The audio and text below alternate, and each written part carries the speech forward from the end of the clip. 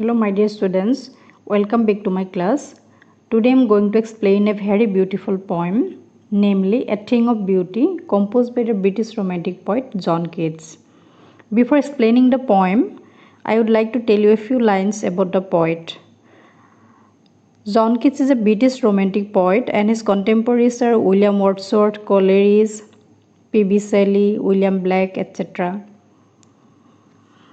Keats devoted his life for poetry, and some of his famous poems are his odes, sonnets, and some lyric poems. John Keats is considered as one of the most beloved poets of English literature. The themes of his poems are mostly love, nature, and beauty. In English literature, he is known as the poet of sensuousness, because the language, the imagery he used in his poems create a very sensuous appeal to the readers. ছাত্ৰ ছাত্ৰীসকল, জন Kitts হৈছে এজন British romantic কবি আৰু তেওঁৰ কবিতাৰ মূল বৈশিষ্ট্য হৈছে তেওঁৰ কবিতাৰ যি ভাষাৰ লালিত্য, তেওঁৰ কবিতাৰ ভাষাৰ লালিত্যই আমাৰ পঞ্চ ইন্দ্ৰিয়ক জাগ্ৰত কৰি তুলিবৰ পৰা ক্ষমতা আছে। সেইকাৰণে তেওঁক ইংৰাজী সাহিত্যত দ্য পইট অফ চেনচুৱাছনেছ বুলি কোৱা হয়। আৰু কিটছৰ ওডছবিলাক, ode to nightingale, ode to Grecian urn, ode to melancholy, অতিকৈ সুন্দৰ কবিতা এইবিলাক। আৰু তোমালোকে যদি ইংৰাজী সাহিত্যত ভৱিষ্যতে অনাৰ্ছ লৈ পঢ়া, কিটছৰ এই ধুনীয়া ধুনীয়া কবিতাবিলাক তোমালোকে পঢ়িবলৈ পাবা। আৰু তোমালোকৰ পাঠ্যপুথিত দিয়া a thing of beauty, this poem is taken from a long poem Endymion a poetic romance. And Endymion, a poetic romance, is written on a Greek legend in which Endymion, a mortal shepherd, falls in love with the moon goddess Cynthia. When he had a vision of Cynthia, he seeks out for her and he passed the various beautiful landscapes, the sea, he crossed the sea. He has seen the beauty of undersea and he explains the various forms of beauty through his journey. তোমালোকৰ পাঠ্যপুথিত দিয়া এই thing of beauty কবিতাটো কিটছৰ এটা অতি দীঘল কবিতা এণ্ডিমিয়ন a poetic ৰোমেন্স নামৰ কবিতাটোৰ পৰা তুলি অনা হৈছে, য'ত এজন শেফাৰ্ড বয়, ভেড়াৰখীয়া ল'ৰাই মুন গডেছ চন্দ্ৰদেৱীৰ প্ৰেমত পৰে আৰু তেওঁক পাবৰ বাবে তেওঁ হাবাথুৰি খায়। আৰু সেই যাত্ৰাত তেওঁ চন্দ্ৰদেৱীক পাবলৈ যাওঁতে সেই যাত্ৰাত তেওঁ প্ৰকৃতিৰ বিভিন্ন সৌন্দৰ্যৰ সৈতে তেওঁ মুখামুখি হয়। আৰু কিটছে সেই সৌন্দৰ্যবিলাক আমাক কবিতাটোত তেনেকৈ বৰ্ণনা কৰি গৈছে। আৰু এণ্ডিমিয়ন এ পয়েটিক ৰোমেন্স নামৰ কবিতাটো কিটছৰ এই থিং অফ বিউটি কবিতাটোৰে আমাক পঢ়িবলৈ দিয়া এই বাক্যকেইষাৰে আৰম্ভ হৈছে। Now I will try to explain the poem a thing of beauty by line. তোমালোকে কবিতাটো খুবেই ৰিডিং কৰিবা, কাৰণ মই বহুৰ পৰা পঢ়িও ইয়াৰ এক্সপ্লেনেশ্যন সদায় মই নিজৰে মোৰ যিমানবাৰ পঢ়াওঁ সিমানেই মোৰ বেলেগ হৈ যায়, আৰু ই তেনে এটা সহজ কবিতা একেবাৰে নহয়। A thing of beauty is a joy for ever, its loveliness increases, it will never pass into nothingness. In the very first line the poet says that a beautiful thing is a joy for ever, and the loveliness we derive from it increases with the passage of time. প্ৰথম বাক্যশাৰীতে কবি আমাক কৈছে যে সৌন্দৰ্যৰ যিকোনো এটা বস্তু আমাৰ বাবে চিৰদিনৰ বাবে আনন্দৰ উৎস, আৰু ইয়াৰ ভাল লগা ক্ৰমাৎ বাঢ়ি যায়। It will never pass into nothingness, ই কেতিয়াও নোহোৱাৰ ফালে বা নিগেটিভিটিৰ ফালে ই কেতিয়াও গতি নকৰে। সৌন্দৰ্যৰ বস্তুটোৱে আমাক সদায় কি কৰি তোলে, আশাবাদী কৰে, মন ফৰকাল কৰে, সেই কথাটো কবিয়ে বুজাব বিচাৰিছে। But will keep a bower quiet for us, আমাক কি দিয়ে বুলি কৈছে, bower shade of a tree, গছৰ ছাঁ দিয়ে, খুব এটা শান্ত নীৰৱ এটা গছৰ ছাঁ দিয়ে। And a sleep full of sweet dreams and health and quiet breathing, আৰু এটা সুন্দৰ মিঠা টোপনি দিয়ে, য'ত সপোন থাকে, হেল্থ সুস্বাস্থ্য থাকে, আৰু যাৰ বাবে আমি উশাহ নিশাহ ল'ব পাৰোঁ। কবিয়ে কৈছে যে সৌন্দৰ্যৰ বস্তু এটা আমাক সদায় এটা সুস্বাস্থ্য দিয়ে আৰু আমাক খুব এটা ভাল সুন্দৰ টোপনি দিয়ে। Therefore, on every morrow are we reading a flowery band to bind us to the earth. সেইবাবে every morrow means morning, প্ৰত্যেক ৰাতিপুৱাই are we reading a flowery band to bind us to the earth. Reading means ফুলৰ মালা কথা কৈছে কবিয়ে। আমি প্ৰত্যেক ৰাতিপুৱাই প্ৰকৃতিৰ সৈতে একাত্ম হ'বৰ বাবে আমি এডাল ফুলৰ মালা গাঁঠো নেকি? এইটো হৈছে কবিতাটোৰ লিটাৰেল মিনিং, বাহ্যিক অৰ্থত আমি যিখিনি বুজি পাইছোঁ। কিন্তু আমি এইটো এনেকৈও ল'ব পাৰোঁ, আমি এডাল ফুলৰ মালা গাঁঠি আমি প্ৰকৃতিৰ লগত আমি এটা কি কৰিব বিচাৰোঁ, প্ৰত্যেক ৰাতিপুৱা এটা সম্পৰ্ক গঢ়ি তোলোঁ। তেনেকৈ যদি ভাবোঁ আমি প্ৰকৃতিৰ মানে ফুলৰ মালা গাঁঠি আমি কি কওঁ, ফুলডালক আমি ধুনীয়া দেখোঁ, তাক সৌন্দৰ্যৰ বস্তু বুলি ভাবোঁ, আনি ৰাখি থওঁ।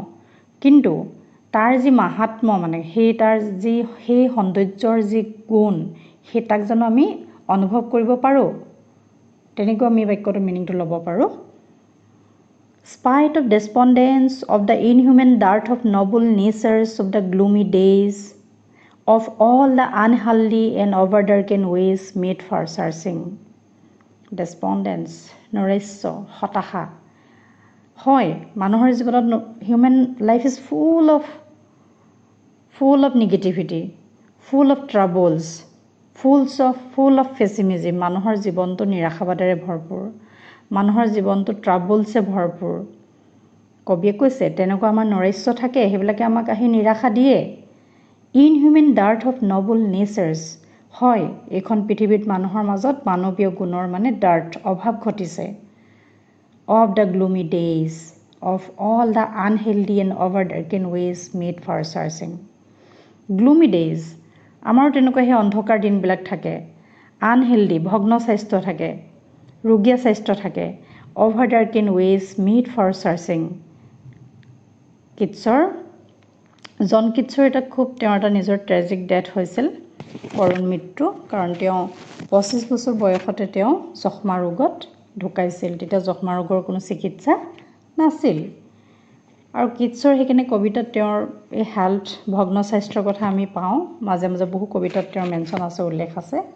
আৰু কবিয়ে কৈছে যে আমাৰ ভগ্ন স্বাস্থ্য থাকিলেও, নৈৰাশ্য থাকিলেও, মানুহৰ মানৱীয় গুণৰ অভাৱ হ'লেও আমাৰ অন্তৰাত্মাই কি কৰে সদায় মেড ফৰ চাৰ্চিং। আমি সদায় এটা সুন্দৰ বস্তু আমি বিচাৰি ফুৰোঁ, সুন্দৰ বস্তুৰ আমি সাধনাত থাকোঁ। Yes, in spite of all, some shape of beauty moves with the pole from a dark space. হয়, যিবিলাক ঘটনা, যিবিলাক কাহিনী, যিবিলাক দুখে, যিবিলাক নিৰাশাই আহি আমাৰ জীৱনটোক আমাৰ কি কৰে, ভাৰাক্ৰান্ত কৰে। আৰু সেই আমাৰ মনবিলাকৰ পৰা কি কৰে, সেই দুখবিলাক কিহে আঁতৰাই নিয়ে বুলি কৈছে, some shape of beauty, সৌন্দৰ্যৰ এটা বস্তুৱে আহি আমাৰ মনৰ পৰা সেই বেয়া চিন্তাবোৰ বা আমাৰ দুচিন্তাবোৰ কি বুলি কয় বুলি কৈছে, আঁতৰাই নিয়ে। Such the sun, the moon, trees old and young, sprouting a shady boon for simple sheep. Now the poet mentions the various objects of nature as things of beauty. এতিয়া কবিয়ে প্ৰকৃতিৰ বিভিন্ন উৎসবিলাকক ইয়াত সৌন্দৰ্য উৎস বুলি আমাক কৈছে।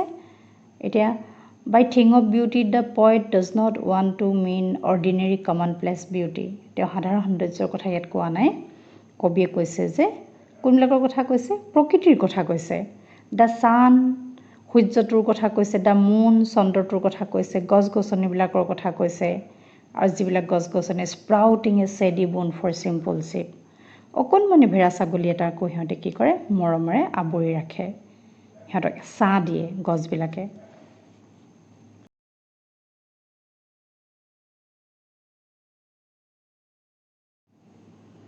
Such are daffodils with a green world they live in, and clear rills that for themselves a cooling covert make, gainst the hot season the mid forest break, wreathed with a sprinkling of fair marks rose blooms.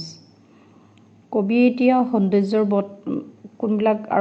কোনবিলাক বস্তু সৌন্দৰ্যৰ উৎস বুলি কৈছে, ধুনীয়াকৈ ফুলি থকা Daffodil ফুলবিলাকৰ কথা কৈছে, যিখন সেউজীয়া পৃথিৱীত সিহঁতে ফুলি থাকে।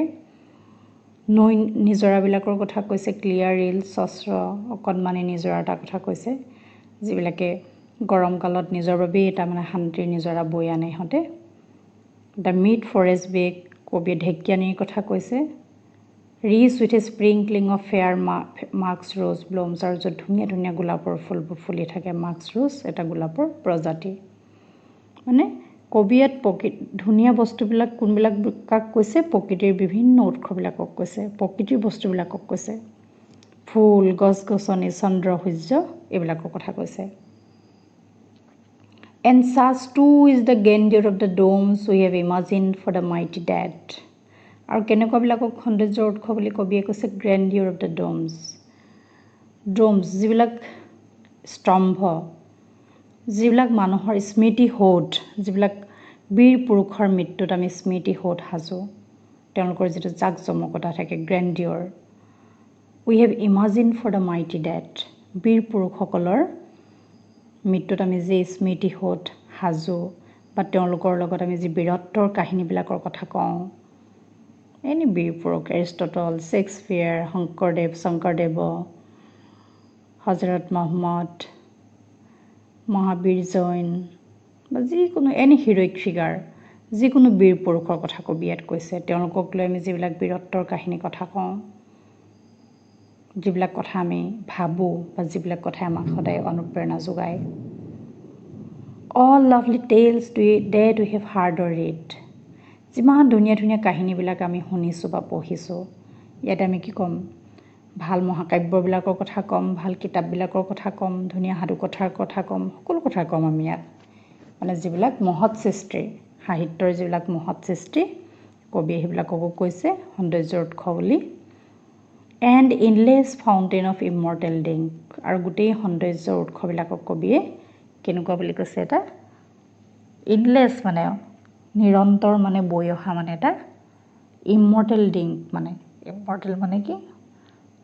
অমৃত সুধা, যি খালে মানুহ মানে কি হয়? মানুহ অমৰণশীল হয়, যি খালে মানুহৰ কেতিয়াও মৃত্যু নহয়। প'ৰিং আনটু আছ ফ্ৰম দ্য হেভেন স্প্ৰিং, সৰগৰ পৰা নিগৰি অহা। ইয়াতে শেষৰ ফালে আমি অলপ ৰহস্যবাদ পাওঁ, মিষ্টিচিজিম পাওঁ। কবিয়ে কি বুলি কৈছে? সেই সৌন্দৰ্যৰ বস্তুবিলাকক সৰগৰ পৰা নিগৰি অহা যেন মানে নেক্টাৰ, অমৃত সুধা, সেইবিলাকৰ লগত কবিয়ে তুলনা কৰিছে। Please try to read the poem at several times at home. কবিতাটো বহুতবাৰ পঢ়িলেহে তোমালোকে ইয়াৰ পৰা এটা অৰ্থ বহন কৰিব পাৰিবা। কিন্তু the message of the poem is that a thing of beauty is a joy for ever. কবিতাটোৰ মূল মেছেজটো কি হৈছে? বাৰ্তাটো কি হৈছে? সৌন্দৰ্যৰ এটা বস্তু আমাৰ বাবে চিৰদিনৰ বাবে আনন্দৰ উৎস। আৰু by the things of beauty the poet does not want to mean the common beauty, the poet wants to mean the various objects of nature. কবি ইয়াত প্ৰকৃতিৰ বিভিন্ন সৌন্দৰ্যৰ কথা আমাক বুজাইছে আৰু তেনেকৈ আমাক কেইটামান উদাহৰণ দিছে।